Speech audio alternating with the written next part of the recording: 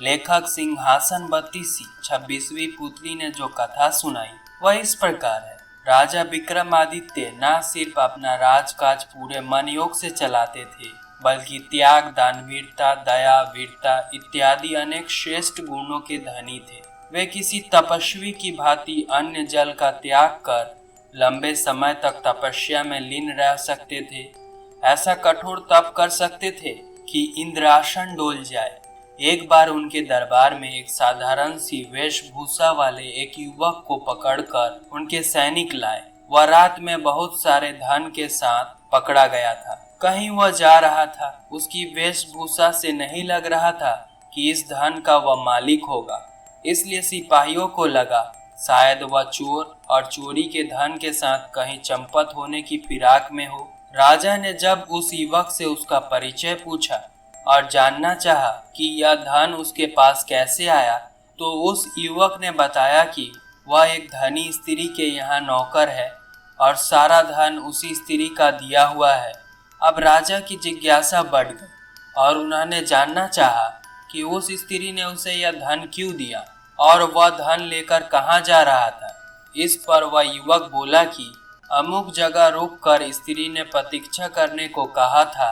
दरअसल उस स्त्री के दूसरे एक पुरुष से अनैतिक संबंध है और वह उससे पति की हत्या करके आकर मिलने वाली थी।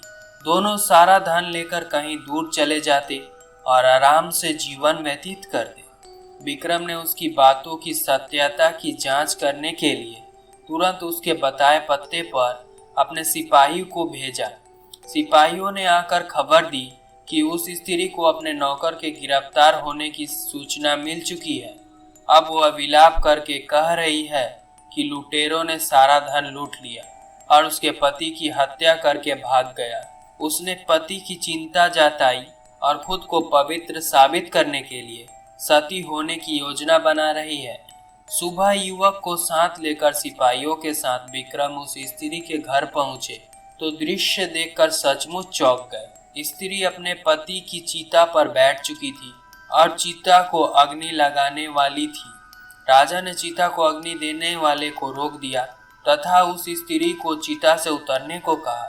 उन्होंने सारा धन उसे दिखाया तथा नौकर को आगे लाकर बोले कि सारी सच्चाई का पता उन्हें चल गया है। उन्होंने उस स्त्री को चरित्र का त्याग करने को कहा तथा राजदंड भुगतने को तैयार हो जाने की आज्ञा दी। स्त्री कुछ क्षणों के लिए तो भयभीत हुई, मगर दूसरे ही पल बोली कि राजा को उसके चरित्र पर उंगली उठाने के पहले अपनी छोटी रानी के चरित्र की जांच करनी चाहिए। इतना कहकर वह बिजली सी फुर्ती से चिता पर कूदी और उसमें आग लगाकर सती हो गई। कोई कुछ करता वह स्त्री जलकर राख हो गई। राजा सिपाही सहित अपने महल वापस लौट गए। उन्हें उस स्त्री के अंतिम शब्द अभी तक जला रहे थे। उन्होंने छोटी रानी पर निगाह रखनी शुरू कर दी। एक रात उन्हें सोता समझकर छोटी रानी उठी और पिछले दरवाजे से महल से बाहर निकल गई। राजा भी दबे पांव उसका पीछा करने लगे।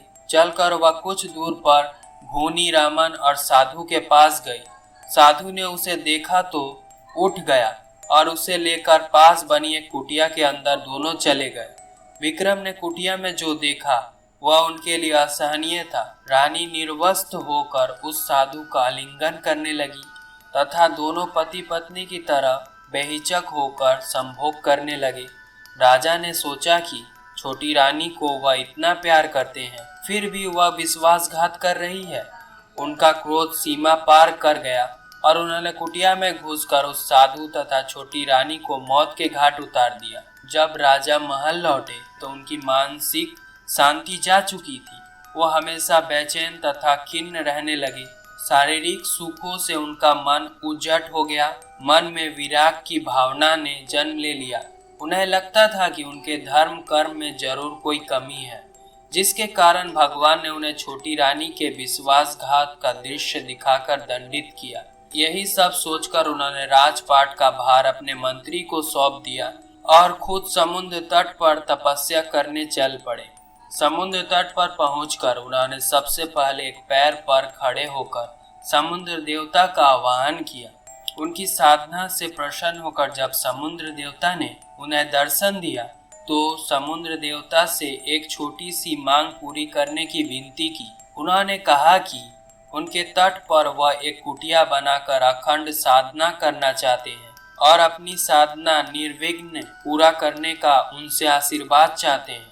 समुद्र देवता ने उन्हें अपना आशीर्वाद दिया तथा उन्हें एक शंख प्रदान किया। समुद्र देवता ने कहा कि जब भी कोई दैवीय विपत्ति आएगी, इस शंख की ध्वनि से दूर हो जाएगा। समुद्र देव से उपहार लेकर विक्रम ने उन्हें धन्यवाद दिया तथा प्रणाम कर समुद्र तट पर लौट गया। उन्होंने समुद्र तट पर कुटिया बनाकर साधना करने लगे। उन्होंने लंबे समय तक इतनी कठिन साधना की कि देवलोक में हड़कंप मच गई। सारे देवता बात करने लगे कि अगर विक्रम इसी प्रकार साधना में लीन रहे तो इंद्र के सिंहासन पर अधिकार कर लेंगे। इंद्र को अपना सिंहासन खतरे में दिखाई देने लगा। उन्होंने अपने सहयोगी को साधना स्थल के पास इतनी अधिक बारिश करने का आदेश दिया कि पूरा स्थल जलमग्न हो जाए और विक्रम कुटिया सहित पानी में बह जाए। बस आदेश की देर थी, बहुत भयानक बारिश शुरू हो गई। कुछ ही घंटों में सचमुच सारा स्थान जलमग्न हो गया और विक्रम कुटिया सहित जल में समा गए होते। लेकिन समुद्र देव ने उन्हें आशीर्वाद जो दिया था, उस वर्षा का सारा पानी उन्होंने पी लिया तथा साधना स्थल पहले की भांति सूख गई। इंद्र ने जब यह अद्भुत चमत्कार देखा तो वह उनकी चिंता और बढ़ गई। उन्होंने अपने सेवकों को बुलाकर आंधी तूफान का सहारा लेने का आदेश दिया। इतने भयानक वेग से आंधी चली कि कुटिया तिनके तिनके होकर बिखर गई। सब कुछ हवा में रुई की भांति उड़ने लगा। बड़े बड़े पेड़ उखड़कर गिरने लगे। विक्रम के पांव भी उखड़ते हुए मालूम पड़े। लगा कि आंधी उन्हें उखाड़कर साधना स्थल से बहुत दूर फेंक देगी। विक्रम को समुद्र देव द्वारा दिए गए शंख याद आया और उन्होंने शंख को जोर से फूंका। शंख से बड़ी तीव्र ध्वनि निकली। शंख ध्वनि के साथ आंधी तूफान का पता नहीं रहा। वह ऐसी शांति छा गई मानो कभी आंधी आई ना हो। अब तो इंद्रदेव की चिंता और अधिक बढ़ गई। उन्हें सूझ नहीं रहा था कि विक्रम की साधना कैसे भंग की जाए। अब विक्रम की साधना को केवल अप्सराओं का आकर्षण ही भंग कर सकता था। उन्होंने त्रिलोत्मा नामक अप्सरा को बुलाया तथा उसे जाकर विक्रम की साधना भंग करने को कहा। त्रिलोत्मा अनुपम सुंदरी थी और उसका रूप देखकर कोई भी कामदेव के वाणों से घायल हुए बिना नहीं रह सकता था। त्रिलोत्मा साधना स्थल पर उतरी तथा मनमोहक गायन, मदन और नृत्य तथा विक्रम की साधना में विघ्न डालने की चेष्टा करने लगी, मगर बैरागी विक्रम का कुछ नहीं बिगाड़ पाई।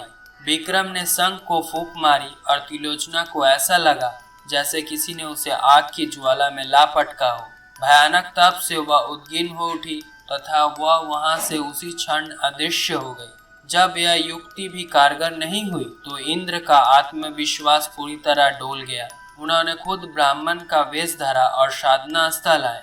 वे जानते थे कि विक्रम याचकों को कभी निराश नहीं करते तथा सामर्थ्य अनुसार दान देते हैं। जब इंद्र विक्रम के पास वे पहुंचे तो विक्रम ने उनके आने का प्रयोजन पूछा।